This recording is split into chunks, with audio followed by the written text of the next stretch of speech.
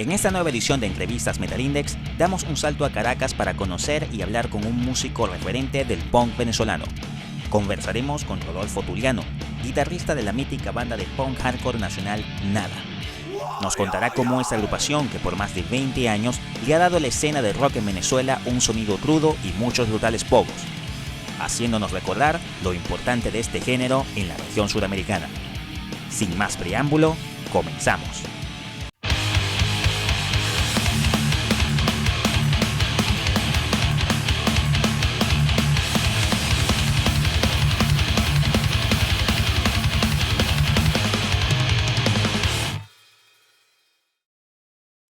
Sean todas y todos bienvenidos a una nueva edición de Entrevistas Metal Index. Mi nombre es Jesús Carrillo. El día de hoy vamos a realizar una entrevista bastante especial porque vamos a trasladarnos a un género bastante anarco, bastante punk. Vamos a saber un poco de la historia de lo que este género musical, representó, obviamente para el público venezolano, para el público oyente del punk hardcore venezolano. En esta oportunidad vamos a entrevistar a una gran persona, un gran amigo, un talentoso guitarrista de este estilo, como lo es el amigo Rodolfo Tulliano, guitarrista de la banda de hardcore punk venezolana Nada. Rodolfo, hermano, bienvenido a Metal Index. Hola Jesús, hola gente de Metal Index, público, muchas gracias por tenerme aquí, gracias Jesús por la invitación y bueno, pendiente para poder hacer lo mejor posible. No, eso estoy totalmente seguro de eso, hermano. De verdad que sí. Más bien, muchísimas gracias a ti. De verdad, gracias por esta oportunidad que le das a estos medios. Obviamente que estamos tratando, obviamente, de realizar una labor que sea, obviamente, bonita, bien realizada para darle, de alguna manera, nuestro modesto tributo a esas bandas que lo han dado todo por la escena de rock nacional. Y si es la primera vez que ustedes están viendo un video de Metal Index, les invitamos a que se suscriban a nuestro canal, activar la campanita para que no se pierdan absolutamente nada del contenido que seguiremos ofreciendo más adelante.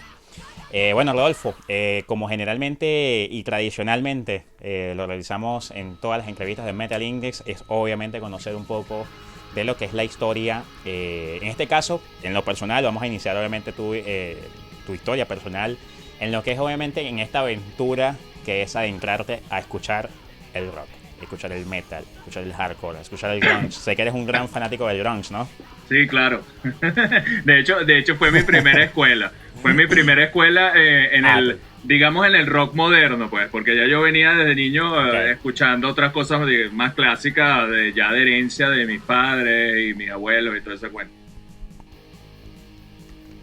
Oye, qué sabroso, sobre todo también eso, qué sabroso. Claro, uno en lo personal dice que uno se siente muy orgulloso cuando tú vienes de una familia que por ejemplo, escucha música latinoamericana, en el cual yo, por ejemplo, me siento muy orgulloso, ¿no? Que la familia escuchaba música latinoamericana, pero uno trascendía a escuchar otro estilo musical muy diferente a toda la familia y uno se entendía como eso, como muy orgulloso, ¿no? De, oye, qué fino, soy el metalero de la familia, soy el rockero de la familia. No, sí, pero claro. es muy bonito también, en este caso, que tienes la suerte, tuviste la dicha en la vida de tener unos padres, ¿no? Familiares que ya estaban un poquito, por lo menos ya curtidos, escuchando algunas cositas. Más o menos, ¿cómo empieza esto? ¿Cómo empiezan tus oídos a captar estos sonidos? Claro. Bueno, mi papá argentino, y Ok. él traía, sabes que la escuela del rock argentino es una cosa muy fuerte y muy autóctona. Ellos se tomaron en serio la realización de su propia identidad rockera. Entonces, claro, mi papá de repente es la misma generación o un poquito más atrás de los clásicos del rock argentino, ¿sabes? Sui Generis, Charly García, tal vez Spinetta, con todas sus bandas que tuvo en esa época. Pero lo primero que yo empecé a escuchar de rock fue Chuck Berry, Bill Haley, también un poquito de jazz, pero digamos jazz un poco más amable. Un poquito de Joe Armstrong, un poquito de Satchmo, y bueno, después más moderno también, pero ya por parte de mi mamá vinieron los Beatles, los Rolling Stones, ¿sabes? Cosas digamos más pop, pues. Obviamente en la casa siempre hubo salsa, salsa, de Héctor Lavoe, Willy Colón, La Fania, o sea, eso era una vaina imperdible. Y precisamente nosotros somos eso, ¿sabes? Nosotros como latinoamericanos y caribeños estamos muy influenciados por todos esos sonidos caribe, por todos esos sonidos de la herencia africana que vienen de ahí. Bueno, igualmente el rock and roll es una herencia totalmente africana de los negros de Norteamérica, pues viene del blues, del country, del jazz, que prácticamente es una herencia de ahí. Pasando por eso, por supuesto, yo escuchaba mucha música infantil, ya cuando, ya también de niño, influenciado o con una tónica rockera, digámoslo así. Por supuesto, ya después que yo crezco, ya llego a la preadolescencia, me empiezo a influenciar de ciertas cosas, ¿sabes cómo es? Del colegio, de los amiguitos, de la vaina, de lo que tú veías en MTV en esa época. Yo tenía la suerte de que en esa época podía tener cable y veía MTV. Y entonces eso, o sea, MTV fue una escuela para muchos de nosotros. Sí. MTV era el YouTube de esa época, ¿sabes? Exactamente. Lo que pasa es que, por supuesto, digamos que el internet fue creado para hacer lo que tú quisieras y para tener la libertad que tú quisieras. MTV tenía una línea editorial, ¿entiendes? Y tú te tenías que calar ver lo que pasaba en MTV. Entonces, bueno, por supuesto, yo no veía 120 minutos en esa época. No sé si te acuerdas del programa 120 minutos. Oye, no recuerdo, de verdad que bueno, no. Sí, claro, pero ¿de qué época me estás hablando? ¿Qué año más o menos? No, te estoy hablando ya del 91-92 en adelante. Ah, no, caramba, pero es que yo estaba gateando en ese entonces, hermano. Bueno, 91-92 en adelante. Claro, bueno, había otro que era brasilero, que también pasaba en la madrugada, que se llamaba Metal sobre Metal. Wow. era muy cómico. Ese no lo dirigía, ¿cómo que se llama el pana de Rato Desperado? Joao, creo que le decían Joao. Creo que sí, ¿oíste? Creo que sí. Creo que sí, porque creo fue... que era el pana de Ratos Desperado, creo que lo dirigía, creo que también. Sí, fue como Jamie Jasta, llegó un momento que se encargó de Bargain Ball. Ajá. Exacto. Bueno, lo cierto es que todos estos programas, en esa época yo no tuve la oportunidad de verlos. Yo vi eso fue después. Yo comencé con la música pesada, digamos, un poco tarde, ya 16, 17 años.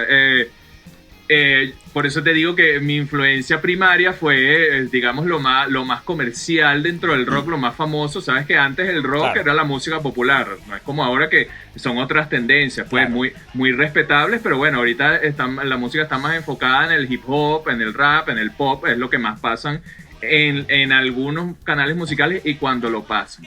Pero en mi época era el grunge. Era Nirvana, era Mudhoney, era Green River, era Soundgarden, era Metallica, por supuesto, era Megadeth. Y digamos que esa fue mi base para empezar a hacer música. Eso fue el grillito que me habló en el oído y me dijo, coño, marico, tú deberías empezar a tocar guitarra. Y a los 12 años yo empecé a tocar guitarra, weón. Gracias principalmente, esas fueron mis influencias. Nirvana, weón, Metallica y Megadeth.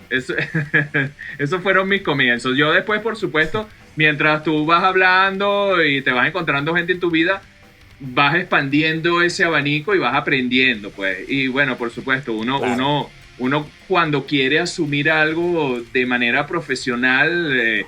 y ser bueno en algo, tienes que estudiar. Yo en ese momento estudié, pasé por profesores particulares y después estuve 5 años en un conservatorio de música, que no lo terminé porque, bueno, nada, entré a la universidad para estudiar una carrera que yo también quería estudiar desde chamo. Okay.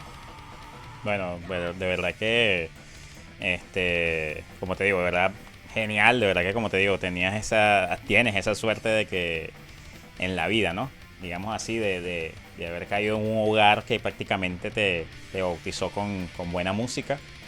Y digamos que de alguna manera también eso hace que al tú llenarte, ¿no? Aparte de los sonidos que ya te llegaban, también el ahondar en ello, en el investigar, en el probar un poquito de aquí, un poquito de allá, hace que también se forje tu talento, porque es lo que también te motiva a siempre ese clásico de nosotros, ¿no? Los rockeros, de hacer esas guitarras al aire, pero en este caso tú también, no solamente hacerlas al aire, sino también agarrar el hierro y ponerte con todo obviamente a ejecutar. Eso es algo que es maravilloso. Y eso es algo que nosotros también de alguna manera siempre felicitamos a los que son artistas, ¿okay? Artistas en general. En este caso para nosotros artistas de la música rock, porque obviamente el aporte que da cada uno de ustedes como músicos hace que esto siga vivo. Y eso es algo que nosotros siempre tenemos que agradecerles, que es obviamente algo que siempre vamos a felicitarlos y que obviamente que estén siempre las ganas. Eso es yo creo que de lo más importante. Claro, obviamente. Bueno, tú sabes que eso es como todo, eso es una máxima y es algo que te enseña la música y te digo, no es algo de que la academia de la música y la vaina, no sé qué, es en general con la vida. O sea, uno tiene que tener una disciplina y una dedicación para lograr las cosas. Y por supuesto la pasión, porque si no te gusta lo que estás haciendo, no la vas a hacer. O sea, tú puedes ser muy rockero y decir, no, Ivana, yo voy a tener una banda y voy a tocar guitarra, pero si no te gusta el instrumento, o sea, al final fracasarás en el intento. Pero es muy importante la disciplina y la constancia y la dedicación. Yo tuve alumnos que le daba clase de guitarra. Ahorita algunas personas también todavía me buscan consejos y, oye, hay muchas personas, y esto por supuesto también es una autocrítica. Muchas veces nosotros creemos porque hacer algo por unos días o hacer algo por un periodo limitado de tiempo, ya nosotros vamos a ser buenos o vamos a hacer lo máximo. Esto, como todas las cosas en la vida, requiere una dedicación. Y un instrumento musical, imagínate, un instrumento musical requiere al menos 4 horas al día de práctica. Al principio, ya después, bueno, te puedes relajar un poquito. Y eso por poquito. Uh-huh. Así es, así mismo es, tal cual. Ahora vamos a preguntar algo que es ya obviamente metiéndonos como dicen los españoles, en lo madro. Metiéndonos ya en el barro como tal, que es obviamente metiéndonos a lo que es, antes de entrar en la banda, obviamente es la influencia de por lo menos practicar un estilo como el que obviamente realiza Nada, ¿no? Obviamente es muy notorio que de tus mayores influencias han sido obviamente enfocadas al género grunge, ¿no? Que el grunge yo creo que es parte de esa esencia que por lo menos musicalmente, para tú hacer música, para crear música, ejecutar música, ese fue un estilo que a ti obviamente te enamoró. Pero ese bichito de tocar hardcore punk o de tocar punk, ¿de dónde viene? Bueno, después, históricamente, seguimos más o menos en el cuento. Cuando yo entro ya, digamos, mis últimos años del liceo, entro a la universidad, yo estudié en la UCB, entonces digamos que en la UCB tú te encuentras todo. Y empecé a hacer ciertas amistades, ciertas personas que me empezaron a influir y me empezaron a llenar de otras cosas. Por supuesto, por ejemplo había escuchado el death metal, pero yo no lo entendía. O sea, no me gustaba, te digo, no me gustaba porque no lo entendía. ¿Entiendes? La música extrema es un gusto adquirido. Y también hay mucha gente que no le pasa eso, pero tú tienes que alcanzar cierta madurez para poder llegar a eso. ¿Entiendes? Entonces, yo llegué y llegó a mí Napalm Death, llegó a mí Cannibal Corpse, empezó a llegar Psicofirol, empezó a llegar Madball, empezó a llegar por lo menos una influencia a mí que las composiciones que yo hice con Nada estuvieron directamente influenciadas por el hardcore punk primero, es decir, ¿sabes? Minor Threat, Adolescents, también de acá, por supuesto, época de Recluta, está Cuarto Rage, La Puta Eléctrica también para mí fue una influencia bastante grande, pues. Entonces, bueno, durante ese momento, por supuesto, cuando uno va ya mayor de edad, uno va viendo cosas, uno va asistiendo a los conciertos. También estaba, por ejemplo, Baphomet, estaba Gladys Cordero, o sea, todo eso influenció a mí. Y también Nada, porque yo entro a Nada en el año 2000, finales del año 2000. Ya Nada tenía 3 años de fundada. Eduardo y yo, que es el cantante y el miembro fundador de la banda, eh, fue amigo mío desde mucho antes de yo entrar a la banda. Nosotros compartíamos en otros ambientes, otras cosas. Y bueno, por supuesto, Eduardo también me enseñó un poco de esa música, ¿verdad?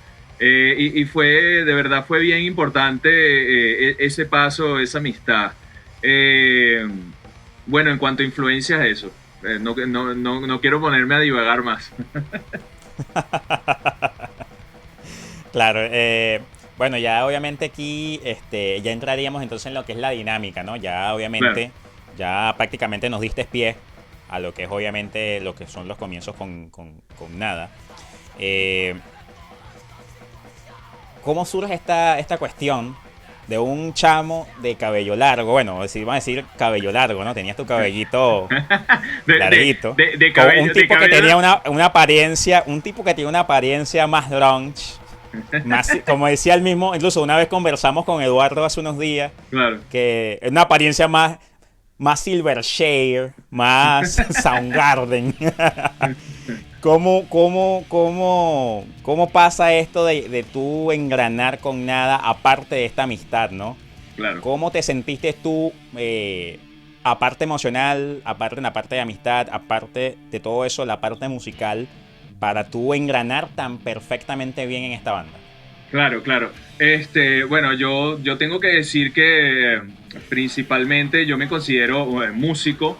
Hay mucha gente que tal vez hace rock y no quiero criticar a nadie ni a nada, digamos, se encasilla en un estilo. Entonces, ¿sabes? De repente hay personas que dicen, bueno, yo solo toco hardcore, yo solo toco metal y no voy Exacto. más allá. Mi cuestión era con todo mi background, con todo mi pasado de instrucción musical. eh, yo veía todas las virtudes de todas las músicas, ¿verdad? Entonces, eh, algo que tiene el punk y algo que es muy importante en el rock and roll es que se parece mucho al rock and roll primario, ¿entiendes? Se parece mucho, por supuesto, el rock and roll primario, pero 3, 4 veces más rápido. Eh, y eso, claro, eso a veces, es como te decía antes, a veces es difícil de entender por cómo suena. ¿Ves? Hay que tener tal vez cierta madurez, cierto gusto amplio para poder entender lo que es el punk. Entonces, me parece que eso también viene de ahí, ¿sabes? Esa cosa primaria, esa cosa de que es el rock. La música rock tiene que ser Claro, algo de interno, de las entrañas, de la tierra, claro. ¿entiendes? De ensuciarse los pies. Entonces, el punk, aunque es una música contestataria, de protesta, antinormas, viene de ahí precisamente en protesta con lo que había antes de eso, que era ya el movimiento hippie y cierto virtuosismo que empezó en los 70. Ya en el 75, 76 empezaron a crearse estos movimientos rebeldes, digamos, con la música mainstream. Pero lo que no se esperaba a nadie fue la fama mundial que adquirió el punk y cómo el punk, de hecho, influenció a la música que vino después. El pop, por ejemplo, que tenemos ahora, Ujú. no sería el pop actual si no fuera por el punk. Ahí está, por ejemplo, Madonna y Michael Jackson. O sea, influencia definitiva en lo que es toda la hechuría, toda la composición del pop está grandemente influenciado por el punk. ¿Entiendes? Entonces es una música primaria y la verdad no me costó tanto. Vale la pena decir también que la historia de la banda Digamos que, antes. digamos Sí, que de cierta manera ya tenías una base musical como para adaptarte al género, pero con unas dos cholas más de velocidad. exacto. Tú sabes que eso fue un tema, Ajá. chamo, eso fue un tema. O sea, por supuesto uno Ujú. ya conoce el instrumento, uno conoce el rock y por supuesto, por ejemplo, el grunge está influenciado por el punk mucho, ¿entiendes? El grunge tiene mucho de punk. Tiene también, por supuesto, otras influencias ya del indie, por ejemplo, Pixies, Sonic Youth, es otra cosa. pero sí, sí va por esa línea, pues, sí, sí, sí tiene mucho que ver. Buenísimo. Ya aquí yo creo que ya para entrarnos a lo que es un poquito el conocer, ¿no? Lo que son, digamos, los conceptos o hablar un poquito acerca de lo que es la joven pero muy, muy importante discografía de Nada. Aquí entramos a un aspecto que es hablar de una persona que obviamente para la banda es fundamental, que es su fundador, Por que es supuesto, Eduardo Loyo. por supuesto. Obviamente Eduardo, yo creo que no solamente para ti, yo creo que no solamente para tu círculo de amigos o los círculos en general que tienen en común, no solamente para la escena del hardcore punk de Caracas ni venezolana, creo que hasta podríamos hablar de trascender a inclusive la escena del hardcore punk latinoamericano. ¿Qué podrías decirnos tú? Obviamente por unas cuestiones, lamentablemente, por una cuestión personal no pudo, lamentablemente, estar presente Eduardo en esta entrevista, pero igualmente Eduardo está viendo la entrevista, le mandamos obviamente un gran saludo y este video prácticamente también es un tributo para él, porque prácticamente él es Nada, entre comillas, ¿no? Suena feo, suena feo, él es Nada, pero él es Nada de la banda Nada. ¿Qué me puedes decir tú de Eduardo? ¿Qué significa para ti? Para ti, ¿qué trasciende, Eduardo? ¿Qué trasciende en tu vida personal, Eduardo Loyo? No, bueno, imagínate, yo creo que es importante hablar un poco también de los comienzos de Nada. Él, claro, como tú dices, es el fundador de la banda, fue el fundador de la banda en conjunto con el baterista con el que empezó, que se llama Daniel Latuche, y con una serie de guitarristas que pasaron por la banda, digamos, muchos cambios que tuvo. La idea primordial, la idea primera fue esa, pues fue de ellos dos, de fundar la banda y de hacer este tipo de música, porque Eduardo venía de un estilo mucho, mucho más extremo. Él venía de death metal y el grindcore. Entonces, cuando él llega al punk, por supuesto, ya influenciado por todo lo que es el movimiento anarquista, él decide hacer este movimiento musical. Es muy importante en el sentido de cómo tuvo la capacidad de captar la esencia del punk y cómo hacer la composición, ¿entiendes? Hacer punk no es fácil. La gente cree que hacer punk es cualquier cosa, ponete, ya sabes, yo toco 2, 3 acordes y tupa, y ya está.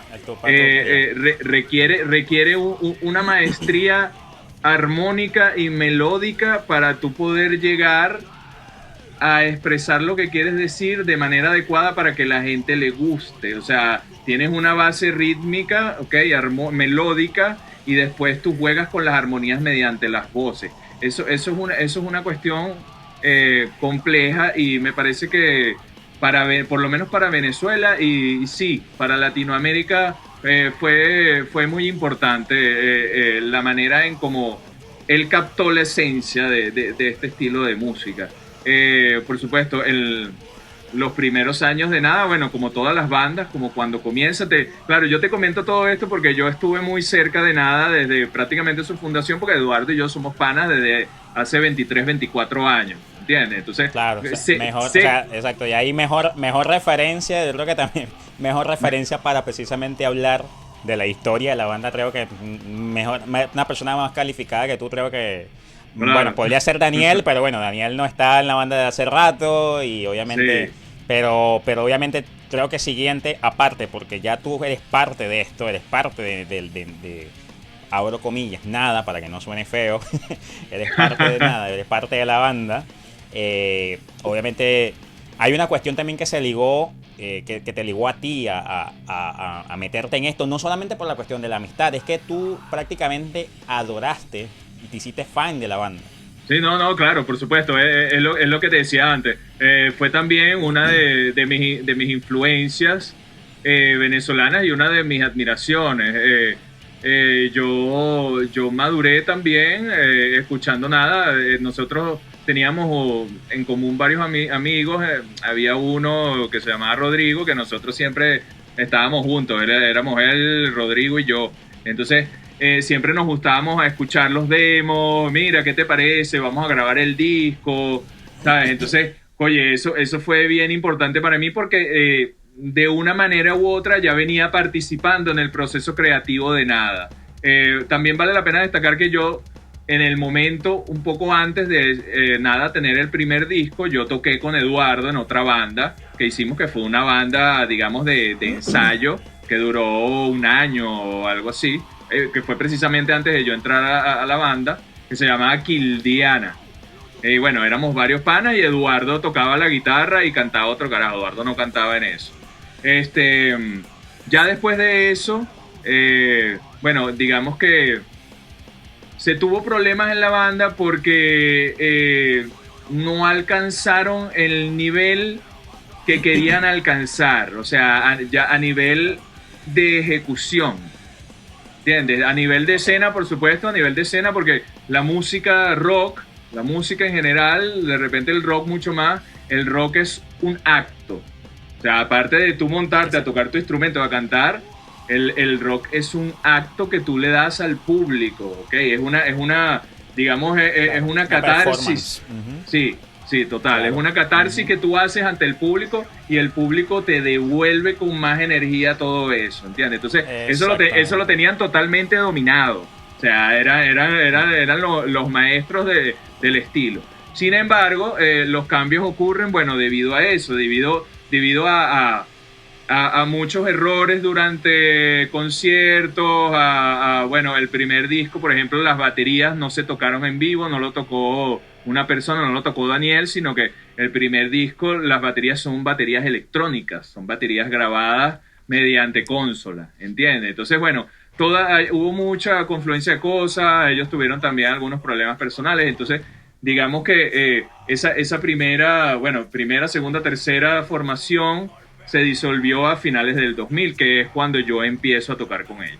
Bueno, tú ahí empiezas como a dar también a tratar también de ser una persona que sea de engrane, ¿no? Obviamente tratar de buscar la manera, la vuelta de que otra vez Nada tenga esa dinámica, tenga esa sinergia que ya obviamente ya estaba obviamente llegando.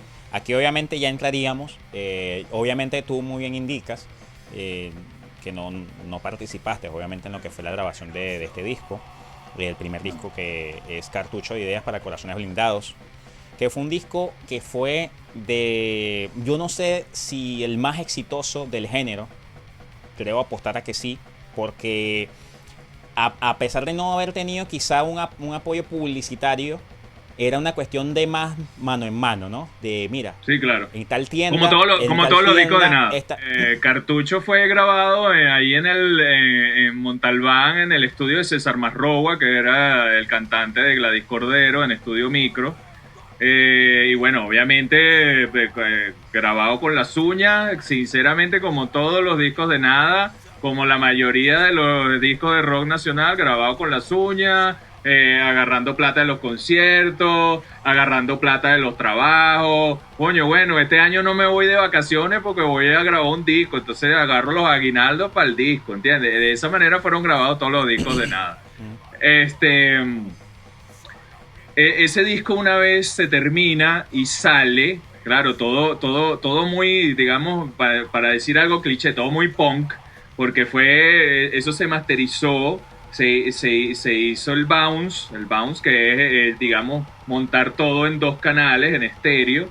Una vez que tú tienes ese máster, tú sacas las copias y bueno, esas copias puede ser un disco original de empresa, con una portada de empresa. No, el primer disco de Nada era un disco quemado con una fotocopia de la portada, ¿entiendes? Y eso fue lo que se repartió de mano en mano. Eso fue además uno de los mayores atractivos en la época, ¿sabes? Esa cuestión también de, oye, qué curiosidad de este producto de una banda nacional, que de pinga, que coño, trabajen así y puedan hacer esto con las uñas y sacar un producto de calidad. Por supuesto, una banda se conoce a través de sus conciertos. O sea, vamos a estar claro, una banda que no toca, no puede vender su material. O sea, igual en todas las artes, igual yo creo también que en todas las profesiones. O sea, tenemos que tener una exposición al público, una exposición al target que nosotros queremos llegar para que se pueda dar a conocer. Con toda esa historia, el disco salió y bueno, una anécdota muy chévere, muy de pinga. Recuerdo que Eduardo llevaba, yo varias veces fui con él a discos a diferentes tiendas y especialmente en una tienda que se llamaba Esperanto, que quedaba en el centro comercial Vizcaya. eh, Apenas salió el disco, recuerdo que allá se dejaron algo así como 200 discos del cartucho de ideas. Y ya como al mes, recuerdo que Eduardo me había comentado que los había vendido todos y el dueño le había pedido 200 discos más. ¿Entiendes? O sea que fue un boom y a partir de la salida de ese disco y de la proyección que tenía en el underground, se empezó a distribuir ese disco en las diferentes ciudades y por supuesto, cada vez que la banda, en esa época la banda, digamos, no tuvo tantos toques fuera de la ciudad, sino que, digamos, en algunos circuitos anarquistas en Valencia, Maracay, Barquisimeto, más o menos reducido. Se llevaron discos, se dejaban discos en la tienda y esa a la vez era distribuido. Y por supuesto, nosotros siempre creímos en una cosa que se llama el copyleft. No es el copyright, No es sino copyright. el copyleft. Copyleft. ¿Entiendes? Claro. O sea, dejar que la gente quemara el disco, ¿sabes? Claro, O que lo grabara en un cassette y lo distribuyera por su cuenta. ¿Entiendes? Eso también, por supuesto, Claro. viene de una ideología anarquista. Entonces, así fue que la banda pudo darse a conocer. Y bueno, ese disco, por supuesto, como tú dijiste, fue tremendamente exitoso y fue muy importante para hacer despegar y dar más importancia al punk rock nacional. O sea, el punk rock, porque ese disco es punk rock. O sea, punk rock clásico, digamos, con algunas influencias de Discharge, con algunas influencias de GBH, pero es una cosa muy clásica, también muy ramonera. ¿Eh? Bastante bueno, ¿no? De verdad que es un disco disfrutable, es un disco que inclusive yo escuché, o sea, yo incluso recuerdo que lo escuché, creo que lo escuché hasta después de haber escuchado el disco En unos años veremos. Eh, yo recuerdo que en aquel entonces, claro, no era que todos teníamos como ahora, ¿no? Este acceso al internet y todo esto. Pero aún así, a pesar de que ya tenía el oído, ¿no? De haber escuchado Patadas y Coñazos, luego En unos años veremos, y me escucho después el primero, uno quizás tiene a ver ese choque de lo de la calidad del disco, ¿no? Lo que es la calidad de producción. Pero Claro. aún así, era disfrutable. Es un disco que tú te puedes escuchar, porque a pesar de la época, era un disco que estaba muy bien hecho. A pesar de, como tú dices, que era un disco que se hizo con piedras y palos, con los dientes. O sea, de verdad que se vio una seriedad en la manera de producir este disco, de alguna manera. Y también le dieron ese toque anarquista, como tú dices, de no le paremos bola a esta vaina, chicos. Agarren, copien esa vaina y riéguenlo. Tal cual. Que esto. Porque también hay una cosa muy importante, que ahí es donde vamos a entrar, que es la cuestión del concepto. Claro. Lo importante que es para una banda de hardcore punk, en este caso de punk hardcore, etcétera, como tú quieras definirlo, pero el concepto es algo muy importante. Yo inclusive a veces lo relaciono un poco en la parte contestataria, a veces lo pongo en un plano parecido a lo que hace el black metal. ¿En qué sentido? Que el black metal también es muy conceptual. Las bandas más arraigadas en el black metal son más que todo conceptuales, e inclusive dicen mucho de que es más importante para ellos el mensaje que la misma música. No les importa qué tan virtuosos puedan ser y eso.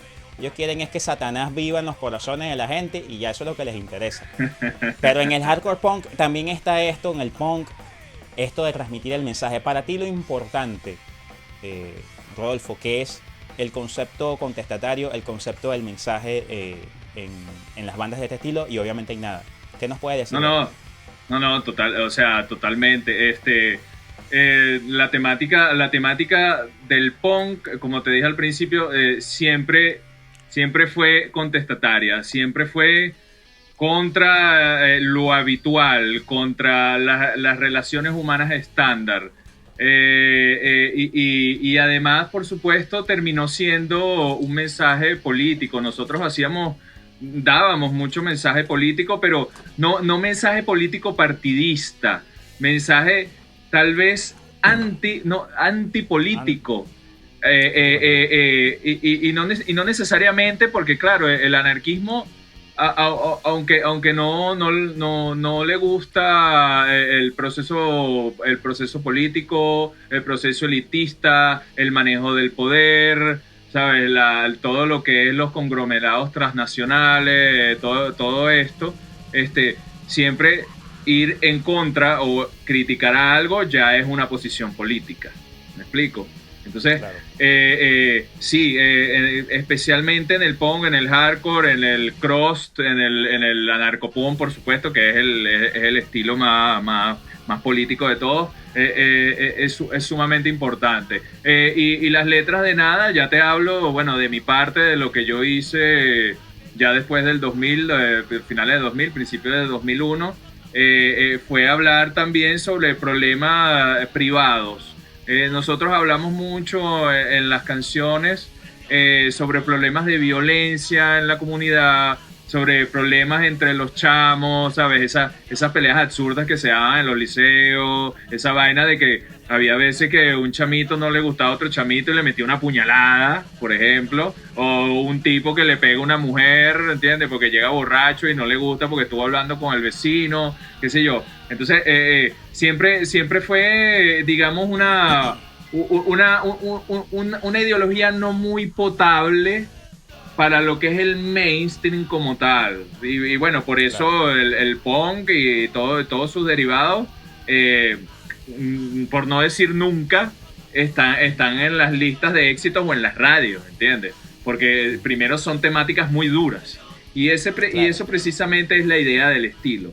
Eso precisamente es hacia donde ha estado direccionado durante toda la vida. Y yo te digo, yo Claro.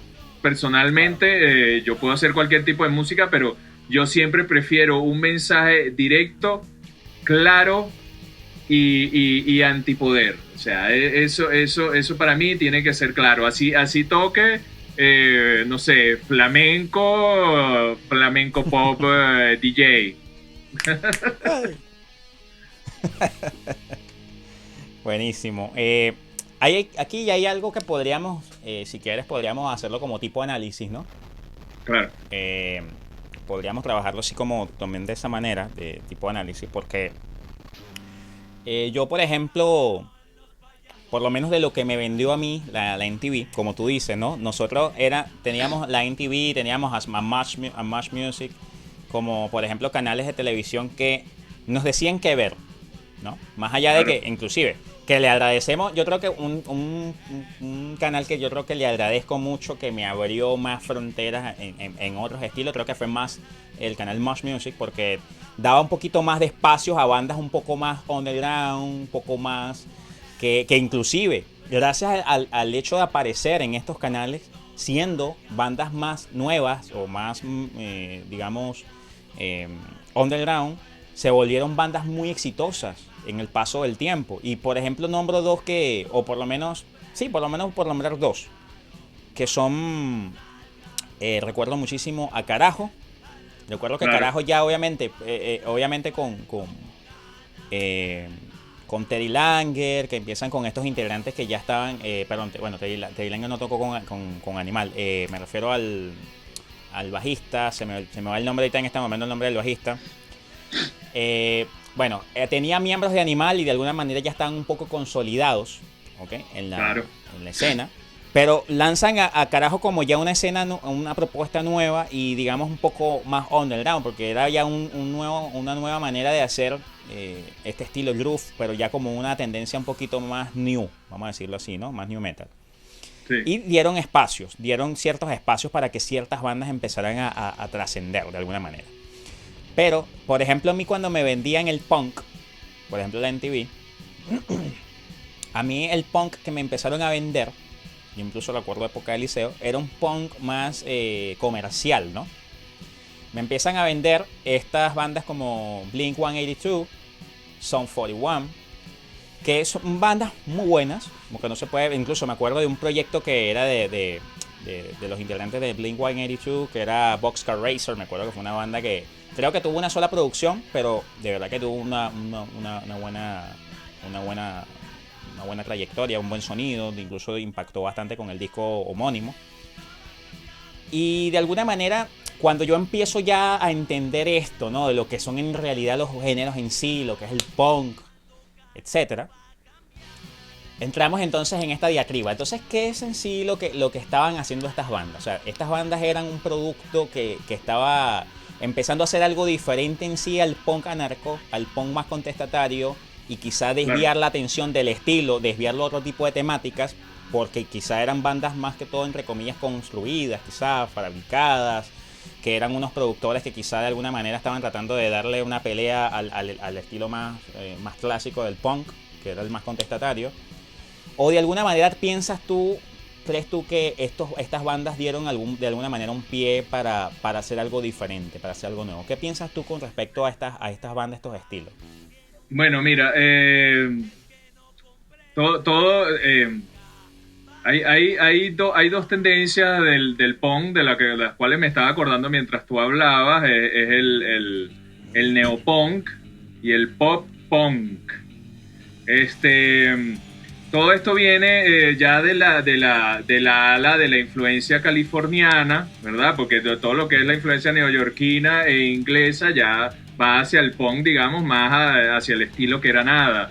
Pero la influencia californiana y lo que definió a esos dos estilos fue Bad Religion. Por ejemplo, a mí por ejemplo, personalmente no me gusta Bad Religion, nunca me ha gustado. Muchos me van a linchar porque estoy diciendo esto. Pero, digamos, Bad Religion sentó las bases, claro. Si tú te pones a ver hacia atrás, están los Ramones, ¿sabes? Está tal vez Blondie, que fueron y Minor Threat y toda la oleada de hardcore punk que influenció digamos, a Bad Religion, que Bad Religion empecé entre el 81 y el 83, no recuerdo bien. Entonces, Bad Religion y toda esa ola californiana que empezó en ese momento, empezó a hacer el punk un poco, digamos, más amable, entre comillas, y exacto, empezó toda esa oleada. Ya cuando llega ese momento, sabes que ya y un corte definitivo es Green Day. Green Day ya del 91, con Dookie, con Insomniac. Entonces ya todo eso despegó al estilo que a mí me encanta. Me encanta Green Day. También está antes, que no mencioné, NoFX, que fue muy importante. Y bueno, eso va avanzando, va evolucionando y bueno, por supuesto, digamos que el estilo se comercializa un poco. Esto también tiene que ver mucho con la producción musical, la producción de los discos. Y bueno, salen todo ese chorro de bandas, ese chorro de cosas que no está mal, ¿sabes? No está mal porque son chamos que lo hacen de pinga, son dedicados a sus instrumentos, hacen sus vainas, pero bueno, es una cuestión más tirando al marketing, pues, digamos, a la comercialización de algo. Eso es muy...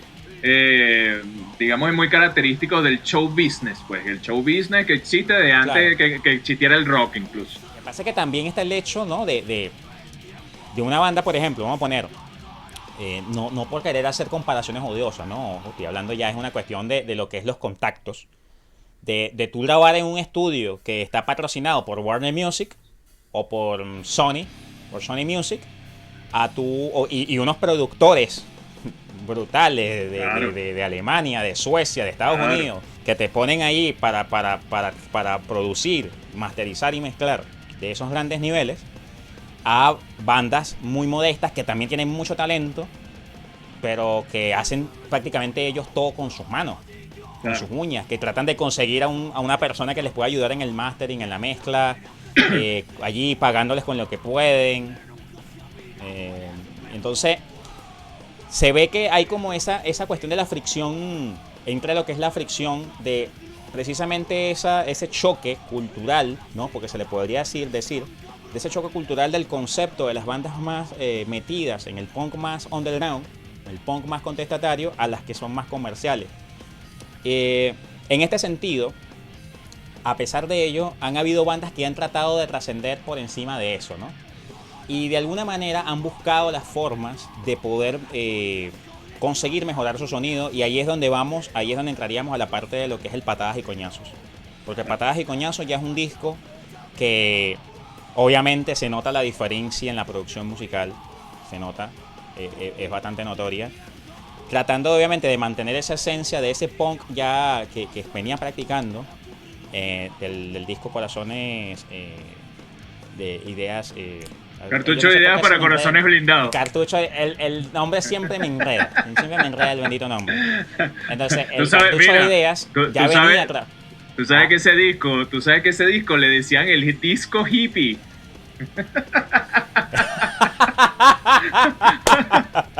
Oye, buenísimo. Ese dato está muy bueno. Entonces, precisamente, ya Patadas y Coñazos, ya en la parte de producción, ya se ve que la banda madura en muchas cosas. Se ve que mira, ¿qué hicimos en aquel disco? ¿Qué hicimos en el primero que teníamos que mejorar en este? Claro. ¿Qué me puedes comentar del Patadas y Coñazos? ¿Qué significa para ti en lo personal? Porque ya obviamente es la primera producción con la que ya trabajas directamente con la banda. Sí, claro, bueno, vale la pena decir que yo entro, bueno, ya lo he dicho 2 o 3 veces, finales de 2000, 2001, y yo entro de una a un monstruo, ¿entiendes? Yo había tocado antes en cosas muy pequeñas, había tenido mis otras bandas, pero nunca había estado en tarima, digamos, con una banda un poco más importante, pues, como lo era Nada en ese momento. Pero bueno, nada, digamos que tuvimos un concepto... Bueno, nada. Sí, bueno, nada. bueno, nada. Digamos que tuvimos un concepto muy claro desde el principio. Vale la pena mencionar también que conmigo entró Manolo Da Corte, que también es baterista de Reciclaje, todavía es baterista de Reciclaje actualmente. Y bueno, entre los tres ideamos, digamos, una evolución del sonido y algo que confluyera en un concepto de los tres. ¿Ok? Todo lo que es la influencia hardcore y metal llega después de la entrada de nosotros dos, tanto de Manolo Da Corte como de mía. Todo esto se mezcla, por supuesto. Manolo también viene del punk rock clásico, Nada venía del punk rock clásico, pero fuimos avanzando en la composición y definimos que lo que queríamos hacer era seguir con nuestras influencias punk rock, pero hacer algo más allá, hacer algo un poco más elaborado, un poco con mejor sonido, con mejor composición. O sea, se empezó a meter conceptos armónicos, conceptos melódicos, más que nada en la instrumentación, la preocupación por los arreglos, por los arreglos orientados hacia ese estilo. ¿Okay? Eso se nota bastante en esa producción. El disco más profesionalizado, se puede decir, obviamente. Sí, más una parte más profesionalizada. Sí, más profesional. Igual ese disco fue grabado igual en Estudio Micro con César Masroba, con el cantante de Gladys Cordero, igualito. Lo que pasa es que, bueno, claro, pasamos por etapas de producción, etapas de grabación, poniéndole más atención a la microfonía, poniéndole más atención a la amplificación, poniéndole más atención a la mezcla, ¿entiendes? O sea, fue un proceso más concienzudo, fue un proceso mucho más pensado. Y bueno, salió esas 17 canciones que están contenidas en ese disco, que sin embargo, si tú escuchas el disco, también todavía tiene algo de no lo quiero llamar de basurita, pero tiene algo muy un sonido crudo. Un sonido crudo, exacto, eso es lo que estaba buscando, un sonido crudo. Todavía exacto. Tiene un sonido crudo. El otro disco que tú mencionaste, el que salió en el 2010, ya sí tiene un disco mucho más depurado. Fue otro tipo de producción, fue otra cosa, pero bueno, eso lo hablamos más adelante. Bueno, es que precisamente ahí íbamos a hacer el fade, ¿no? El degradado, precisamente a ese disco. En unos años veremos, porque ya aquí ya cuentan ustedes con la participación. Yo creo que este canal de manera implícita está siendo un canal que está brindándole una publicidad al pana Felipe Gruber, porque lo hemos mencionado varias veces, lo hemos mencionado varias veces en este canal, pero es porque él ha sido, por lo menos de los músicos modernos en Venezuela, de los músicos más importantes en la parte tanto de producción como obviamente en lo que el talento obviamente innato que tiene este pana, que es innegable, ¿no? Y ustedes Sí. participa Felipe en este disco, y para ti precisamente qué significó el hecho de haber trabajado con él para precisamente. Mira, es un disco que sinceramente, claro, ya incluso en el Patadas y Coñazos estábamos viendo inclusive hasta esencias de grindcore inclusive, porque si nos Sí, ponemos a claro, buscar esencias de grindcore por ejemplo de Napalm Death, hay sonidos en el Patadas y Coñazos que nos transmiten a esa escena, inclusive a escuchar canciones de total. Agnostic Front, de Agnostic Front de sus primeros años, del mejor hardcore neoyorquino, del Psychophil, que es una banda que obviamente tú me mencionaste, que por cierto Psychophil es una de mis bandas favoritas de hardcore. Eh, de verdad que no hay que decir mucho de esta banda porque de verdad que es una de las más importantes del mundo. Y ya cuando escuchamos ya este disco, en unos años veremos, ya se siente que yo creo que para mí, en mi modestia quizás me contradecirás, pero creo que es el disco más hardcore de la banda. Creo que este disco es el más hardcore y de alguna manera, eh, ¿qué fue lo que, digamos, ya hizo que evolucionara ya la banda a este sonido? Y para ti ese impacto o la repercusión que fue trabajar con Felipe en esta producción. Sí, claro. Bueno, primero yo de verdad tengo que decir, y se lo decía siempre a los muchachos, a mí me causa mucho orgullo que ningún disco de nada se parece al otro. Exacto. Ujú. Esto para mí, y ya te hablo como músico, yo trabajé también, hice otros proyectos con otras bandas, es muy importante. Para mí es muy importante la variedad y para mí es muy importante que tu proceso creativo evolucione, ¿entiendes? No que tal vez no quedarse pegado en lo mismo todo el tiempo. Es muy importante ofrecerle al público algo que lo incite, que lo emocione y que le cause curiosidad, incluso una curiosidad intelectual, ¿sabes? Que se transmite mediante el concepto creado. Eso es bastante importante. Claro, aquí no estamos saltando, estamos pasando del 2002 al 2010.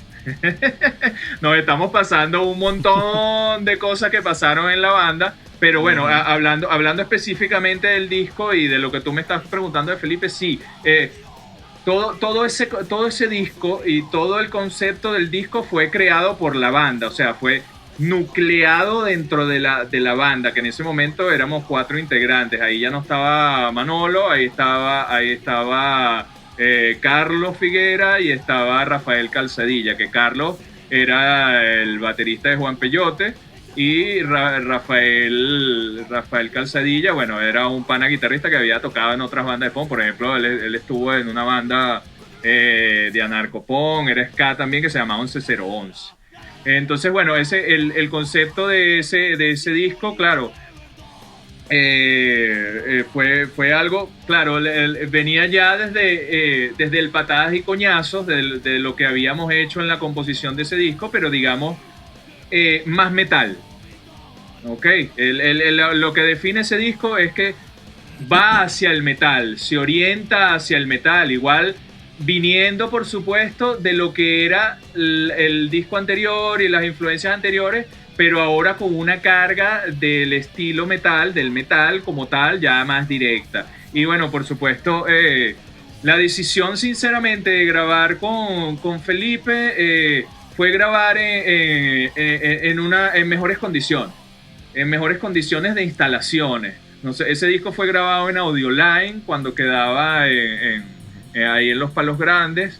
Y bueno, por supuesto tenían uno de los mejores equipos para grabar por lo menos lo que a nuestro nivel se considera bueno, ¿entiendes? Entonces eso fue más que nada lo que nos atrajo de grabar en Audioline y de grabar con Felipe, que era el ingeniero residente ahí. Felipe fue importante en cuanto al sonido que logramos sacar en los instrumentos y en cuanto a la mezcla y el mastering. O sea, fue importante en ese sentido. Sí. Sin embargo, la producción, el 95% de la producción la hizo la banda.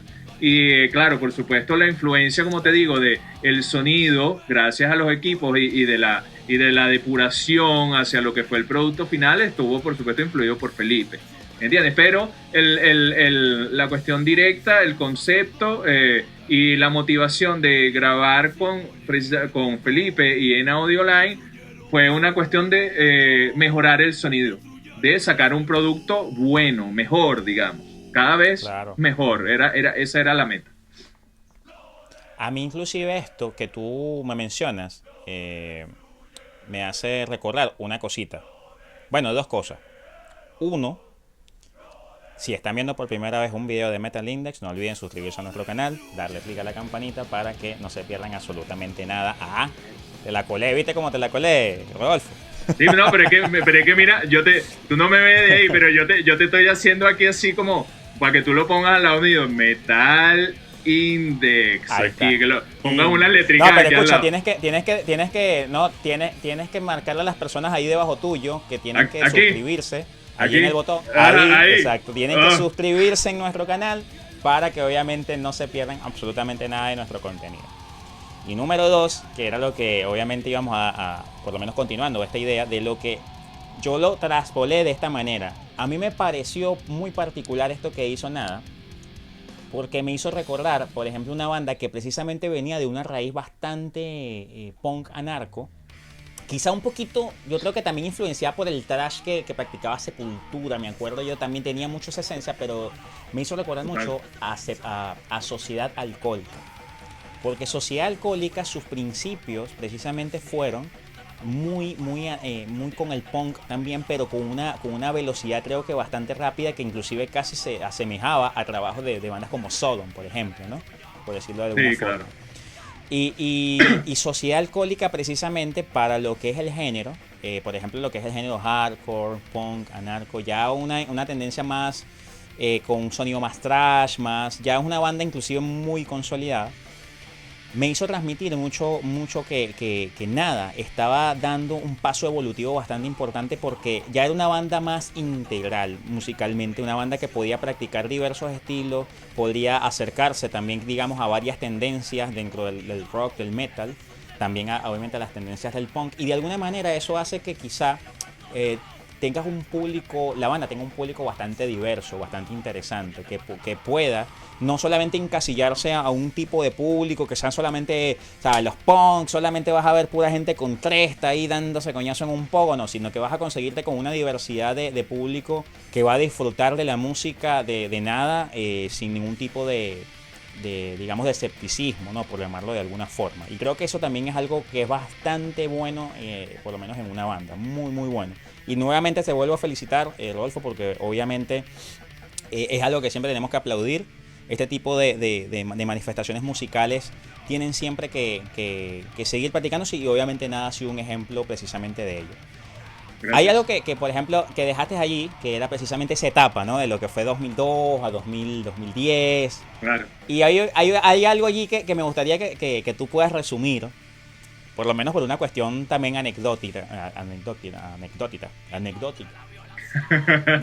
Eso lo vas a tener que editar. No, es más, ¿sabes qué voy a hacer? Lo voy a dejar. Ok, No lo voy a déjalo. editar, lo voy a dejar allí. Déjalo. Lo que me gustaría que tú, por ejemplo, puedas decirnos, si por lo menos en una parte de resumen, ¿no? Es para ti, ¿cuáles han sido esos momentos, así por lo menos uno o un par de anécdotas interesantes tú vividas con Nada, que para ti son inolvidables? Un evento, un toque que a ti en lo particular te marcó, que tú de verdad, cuando tú llegaste a tu casa, yo creo que obviamente tienes esa satisfacción obviamente en muchos conciertos, en muchos toques que tú tuviste con la banda, pero que tú dijiste esa noche cuando llegaste a casa, o que llegaste al hotel de la ciudad donde estaban ustedes tocando, que tú te pusiste, mira, este fue el evento. Mira, el concierto del 2001 de la Plaza de los Museos fue bastante importante, eso fue muy satisfactorio. Después tuvimos otro en el 2002 que también se dio en la Plaza de los Museos. Y después de eso mientras tú hablabas, yo pensaba más bien en un conjunto de sentimientos y un conjunto de toques. Fue muy importante, por ejemplo, lo que fue Vía de Escape y Espacio 2, que estaba en el Centro Comercial Los Cedros. Nosotros, nada calcula, nosotros calculamos, Eduardo y yo, más o menos que la banda tuvo entre 700 y 1000 conciertos durante su carrera. Wow. Datos, mano. Nosotros tocábamos Jesús, incluso a veces jueves, viernes y sábado, y a veces hacíamos matinés los domingos. O sea, era una cosa, y después, claro, por supuesto, después de que salió el Patadas y Coñazo, nosotros empezamos a hacer ya giras nacionales, íbamos a ciudades, nos quedábamos semanas, no sé, haciendo gira y vaina. Por eso me costó un poquito más graduarme a tiempo en la universidad también, pero bueno, valió totalmente la pena. Pero Buenísimo, sin arrepentimiento, no me sí, importa nada. no me importa nada, sin arrepentimiento, no joda. Mira, entonces, oye, yo te puedo decir eso, fue como el despegue de la masividad del grupo, porque hubo un momento, Jesús, que como que el público fue masivo de la banda, o sea, y esto no es, por supuesto, vamos a caer en el tema de que todos los artistas tienen ego y no sé qué, no tiene mucho que ver con eso, pero de verdad para nosotros fue impresionante y fue bastante importante percibir eso, o sea, percibir que, digamos, de alguna manera lo habíamos logrado, ¿me entiendes? O sea, nosotros llenábamos los locales al punto de que sold out, o sea, no entraba una persona más. Y eso se dio durante bastantes años, fueron por lo menos unos 8 años que sucedió eso en prácticamente todos los espacios en donde tuvimos la oportunidad de concierto. De repente, claro, recuerdo un concierto en el Tigre, hubo un concierto Hardcore, Hardcore sí, Bar. Hardcore Bar era creo que un sitio muy referencia en el Tigre. Bueno, creo que todavía está abierto. Creo sí, que todavía sigue todavía, activo, creo. todavía.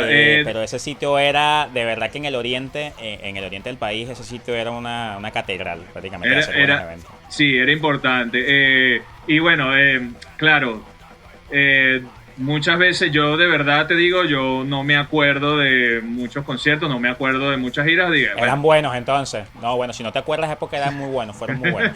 porque eran muy buenas las chucherías. Eh, pero no, sí hubo plazas, digamos, donde éramos, como tú dices que te pasaba a ti en donde tú vivías, de repente no tenían, sabes, tantas posibilidades de un intercambio mediante internet. En la televisión, por supuesto, no salíamos, sino... y eso nos ayudó mucho. Disculpa que me desvíe del tema, pero el video de Hoyo Yoy del disco Patadas y Coñazos que salió en un canal de que se veía, que era un canal de aire y se veía a nivel nacional que se llamaba Puma TV. ¿Okay? Fue muy Puma importante TV, eso claro. Ujú. para la difusión de la banda y para lo que fue darnos a conocer ya a nivel nacional como banda nacional, ¿entiendes? Nosotros nos llamaban de diferentes partes del país para que le enviáramos los discos y por eso el Patadas y Coñazos fue tan exitoso. El Patadas y Coñazos vendió entre 7.000 y 7.500 copias. Imagínate. Eso, claro, eso haciendo un cálculo un poco al aire, pero ese es el cálculo, ¿ok? De ventas de ese disco. Y fue por eso, fue esa idea de hacer ese videoclip, esa difusión, ese video también rotó en MTV, pero claro, rotó de una manera esporádica y rotaba, lo ponía a las 2 3 de la mañana, por supuesto. Entonces, ese cúmulo de experiencias y también había un local en Caracas que se llamaba La Cigarra, que fue también muy importante para nosotros y fue toda un cúmulo de sensaciones y, y de experiencias que daban mucha satisfacción. Por supuesto, cuando tú pensabas, oye, voy a tocar con, qué sé yo, no sé, Strong Out, voy a tocar con Sepultura, voy a tocar con Overkill, entre otras bandas, o sea, tocamos con muchas bandas extranjeras, con Ira, que de Colombia, con Cojoba de Puerto Rico, recuerdo. O sea, cuando sucedían esos eventos, por supuesto, te sentías, oye, te sentías grande, te sentías de pinga, fuimos tomados en cuenta para esta banda, oye, para tocar con ellos. No, o sea, sabes también que, claro, más allá, más que todo, por lo menos rescatando un poco esa esencia de lo que tú hablabas de lo de diferenciar un poco esa cuestión de lo de los egos, ¿no? Es también la satisfacción de saber de que, oye, le has puesto a la cosa con perseverancia, ¿no? Y de claro, alguna manera los frutos se vieron reflejados no, por estar montados allí en buenos escenarios. Yo de verdad, la primera y única vez que pude ver a Nada fue en Sepultura, precisamente. claro, claro, Y hermano, eso fue de verdad que, mira, eso fue algo impresionante, de verdad que el sonido fue algo brutal, de verdad, unos buenos pogos. Yo de verdad disfruté muchísimo ese concierto, lo disfruté muchísimo, de verdad que de verdad que lo que hicieron ustedes ese día fue monumental, bueno, mano, de verdad, me monumental, alegro. brutal, Me alegro brutal. mucho porque tú sabes que muchas veces yo te hablo de este lado, pocas veces sucede. Uno también es bastante perfeccionista y exigente cuando ya tienes un Claro, recorrido y un tiempo. A mí me gustó claro. mucho ese concierto, dar ese concierto y la situación del concierto, pero yo en realidad nunca me enteré de cómo sonó. Y yo casi nunca me enteraba cómo sonaba para afuera. Entonces yo había veces que No, sí, pensaba que claro. había sonado mal. ¿Sabes? Entonces tú me dices eso y coño, de No, pinga, mano. pues. No, brutal, bro. Y Nada fue una de las bandas que disfrutamos a esa distancia. Y obviamente Sepultura, que ese día también, mano, No, no, pasó el coleto. imagínate. Imagínate. Mano, ese día pasó el coleto, No, pero inmenso. De no, verdad que fue de verdad brutal. yo estaba como un adolescente sudando de la emoción, ¿no? Porque claro, Sepultura también es una de mis bandas que yo escuché de adolescente, ¿sabes? De los 13, 14 Uf, años. no, mano. Una vaina increíble. Voy a nombrarte tres palabras. Borrachos y bolín. ¿De qué se trataba esto? ¿De qué se trataba esto de borrachos y bolingas? Sí, bueno, el proyecto de Borrachos y Bolingas nació en la tienda Anarquía, de donde trabajaba Eduardo. Eso fue, bueno, una idea de hacer un compilado de bandas nacionales que hubo mucho tiempo que no se hizo, por lo menos unos 6 años, 7 años concretamente de bandas nacionales, de bandas de punk. Me imagino que se habrá hecho algo, pero yo no lo recuerdo. Pues me imagino que algunos caseticos que se habrán distribuido, algunos viniles, por ejemplo, de la parte de la narcopón, pero yo no recuerdo. Y fue un trabajo de verdad bien sabroso, bien agradable. Por supuesto, Eduardo siempre estuvo incluido en mayor parte en la producción. Él llamó a las bandas, le escribían a él en el correo, nos escribían al correo de la banda, organizamos todo el catálogo y algo muy importante que se dio en ese compilado fue la no discriminación, o sea, la no discriminación ni de estilo ni de calidad de grabación, o sea, lo que querían estar ahí estaban, ¿ok? Entonces, si tú, por ejemplo, te pones a ver el primer Borracho y Bolinga, tiene algo así como que 36 bandas. ¿Me entiendes? Que fue las bandas que llegaron al plazo del tiempo. Por supuesto, no todo el mundo siempre podía grabar un demo, podría grabar una canción. Entonces, bueno, no llegaban todas las bandas que estaban por ahí, pero digamos que las que tenían algún recorrido pudieron hacerlo. ¿Entiendes? Entonces, el concepto fue dar a conocer las bandas y bueno, por supuesto, también una cuestión de nuestra, pues, de hacer algo por el movimiento. Algo particular y un detallazo del primer Borrachos y Bolinga fue que lo sacamos en Argentina. Yo ese año tuve la oportunidad, eso fue en el 2002, tuve la oportunidad de viajar a Argentina, mi familia es de allá, no sé qué, todo el cuento, y yo saqué allá gracias a los panas de Migra Violenta, que es una banda narcopón argentina. Tuve la posibilidad porque en esa época salía más barato hacer los discos afuera que hacerlos aquí. Aquí ahora de repente es un poco más barato hacerlos porque toda la cuestión económica y todo el drama que sabemos, bueno, se han volteado todas las tortillas.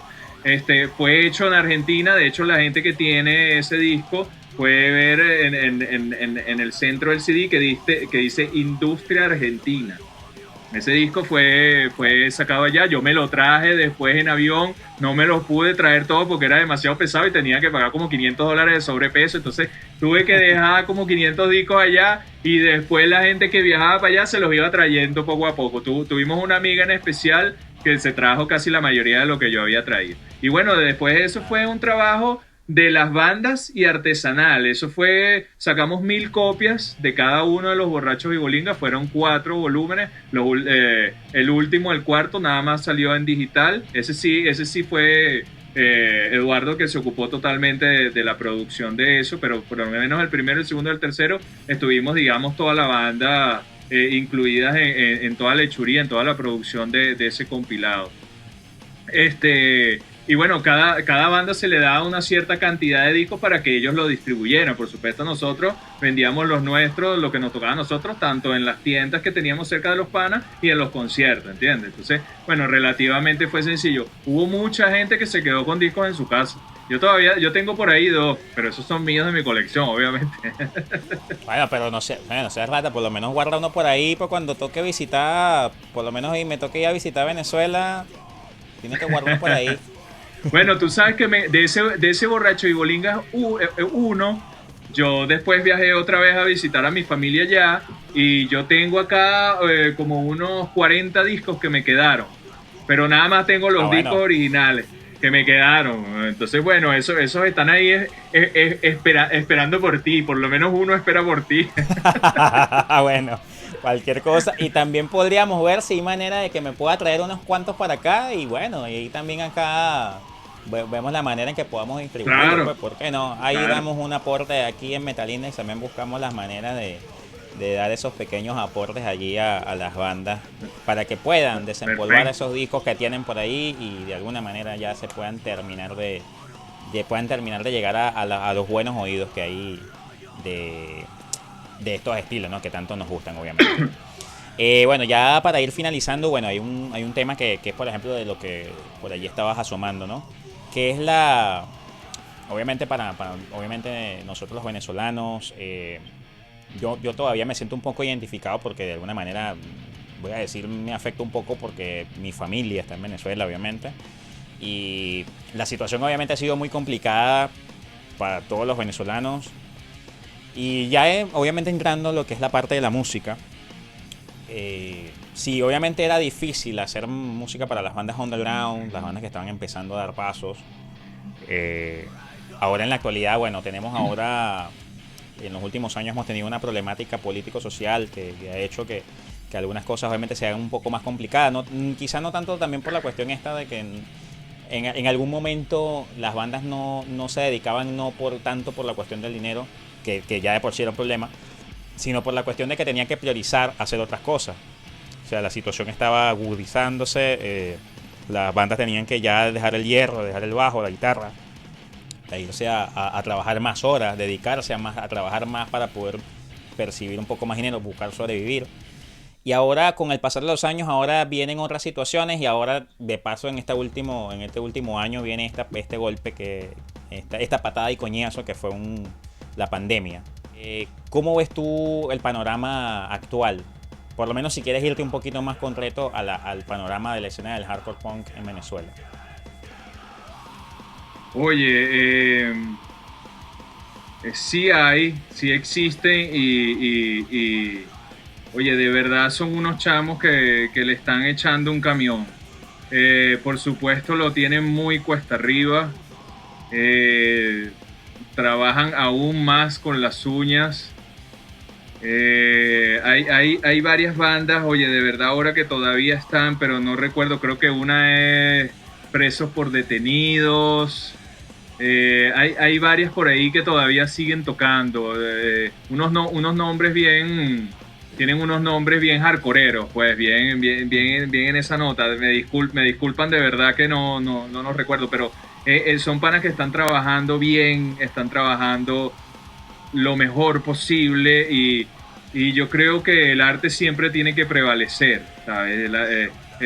Siempre tiene que siempre tiene que haber algo, siempre hay que conservar una llama activa para poder hacer bien las cosas, para que la cultura de un país no se pierda, que es lo más importante, Claro. ¿sabes? Claro. Para el gentilicio.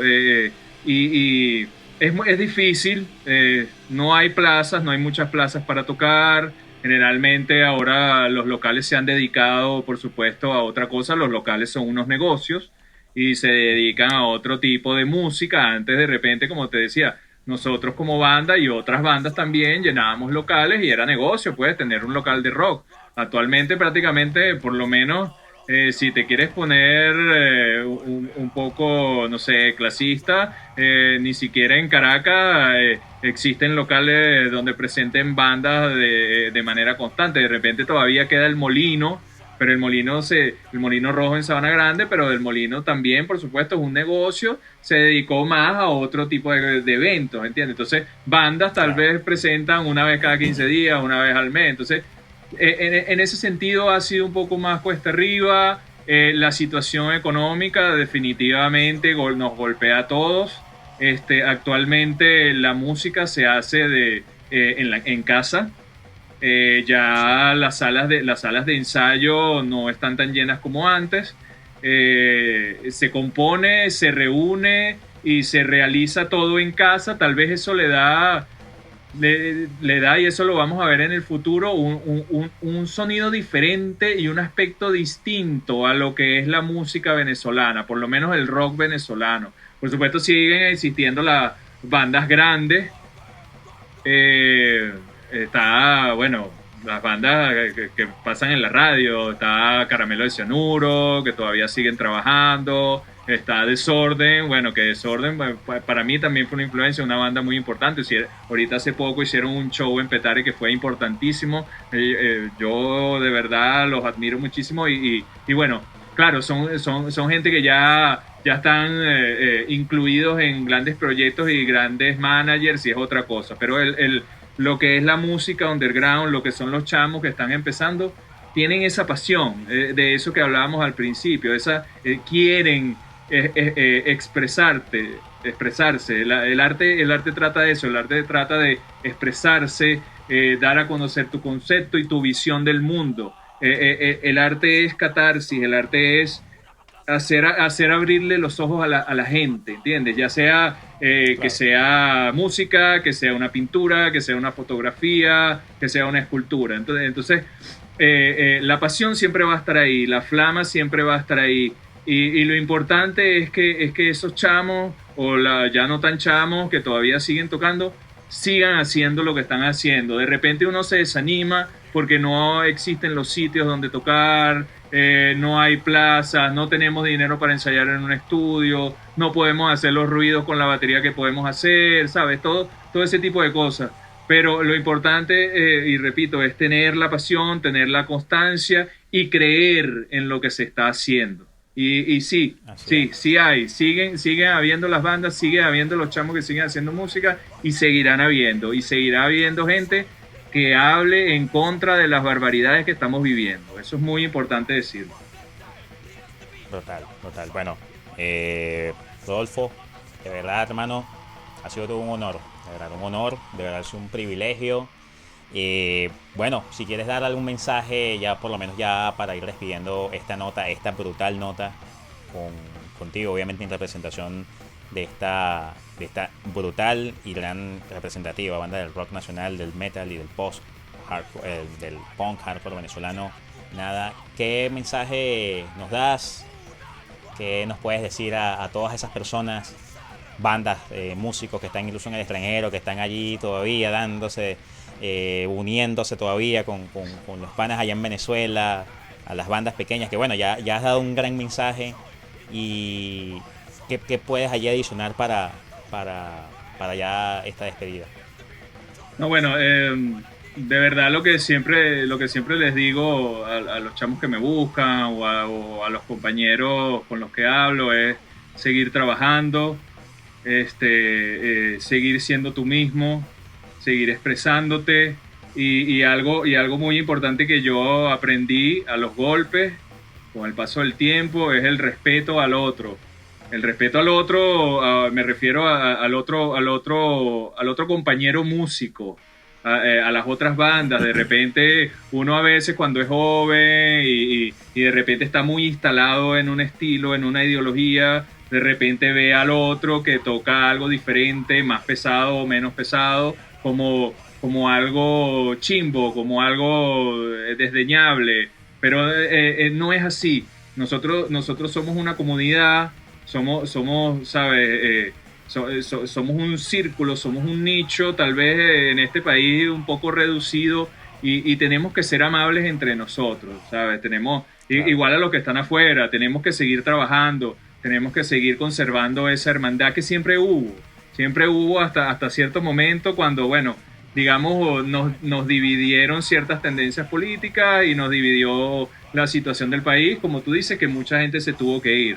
Entonces, yo creo que ese es el mensaje importante, el respeto a los demás y la consideración incluso con tus colegas que trabajan contigo la música. O sea, de repente uno de los panas, oye, no tiene los medios para transportarse hasta donde van a tocar o van a ensayar, tener consideración con esa persona, ayudarlo, no tiene dinero para pagarse el ensayo, porque bueno, no tiene, ¿sabes? Está pelando en ese momento, coño, tuvo que gastar en comida o en otro tipo de cosas, oye, ayudarlo, o sea, la solidaridad entre cada uno de nosotros es muy importante. Y bueno, nada, la práctica, la constancia, la disciplina y la pasión, mantener la llama viva, eso es lo importante. Y bueno, Total. por favor, muchas gracias a ti, muchas gracias a Metal Index.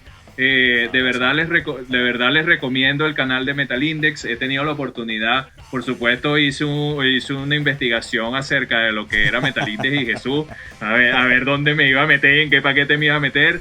Y de verdad, quiero brindarle mi felicitación a todos ustedes por todo el trabajo que hacen.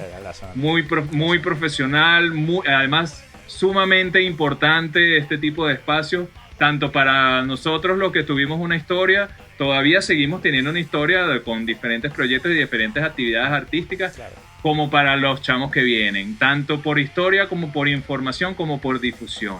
Eso es algo que les tengo que agradecer y algo muy importante, y por favor sigan haciendo el trabajo que vienen haciendo, muy importante. Muchísimas gracias, hermano. De verdad, muchísimas gracias, Rodolfo. Obviamente, con todo el amor, el cariño y la pasión que le tenemos a este género musical que obviamente tanto nos gusta, es que obviamente nos lanzamos a esto, ¿no?